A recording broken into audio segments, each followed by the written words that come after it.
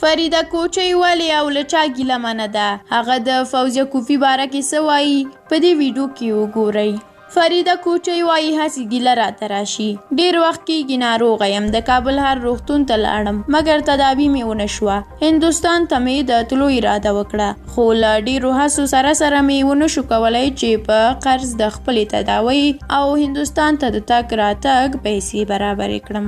ما چې په خپل ژوند کې د خاورې او ولس لپاره څه کړي بدله یې یوازې له خدایه غواړم. مګر ګیله مې هسې وشي ځکه فوزیه کوفی چې پنجشیر ته په چکر تللې وه د بیرته راتلو پر مهال د خوښۍ په ډزو کې ولګېده او لږ ټپي شوه. د ډاکټر عبدالله په شمول ډېر چارواکي لیدو او پوښتنې ته ورغلل. ارګ یې په خواشینۍ اعلامیه خپره کړه مګر زه انسانه نه یم. په دې ملت او حکومت د پښتنې حق نه لرم.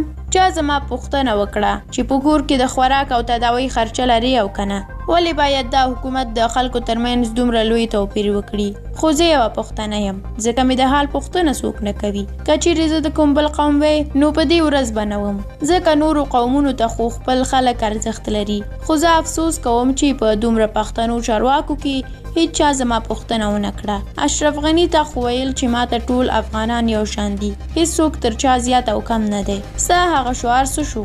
زه د دې وطن یوه دردېدلې مور یم او په دې خاوره دردېږم.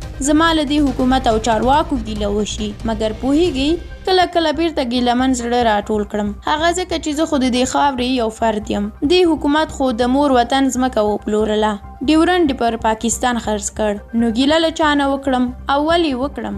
ای زړور ملته، قسم په خدای ستاسو په سرونو لوبه روانه ده. که دا چارواکي او دا حکومت وي په ولاکه د اوسېدو لپاره یو خونه در پرېږدي هغه به هم در نه وپلوري. په دې حکومت کې د وطن دوستۍ هیڅ له منځه تللی.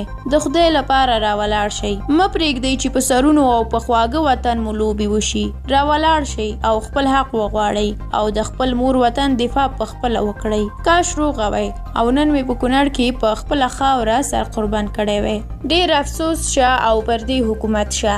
خادمه فریده کوچی. درنو لیدونکو ډېره مننه چې ویډیو م تر پایه ولیدله. که د فریدې کوچی او فوزیه کوفی په اړه کوم نظر لرئ زموږ سره کومنټ کې شریک کړئ او که زموږ یوټیوب چینل مو سبسکرایب کړی نه وي نو سبسکرایب یې کړئ تر څو همداسې نورې ویډیوګانې هم وګورئ.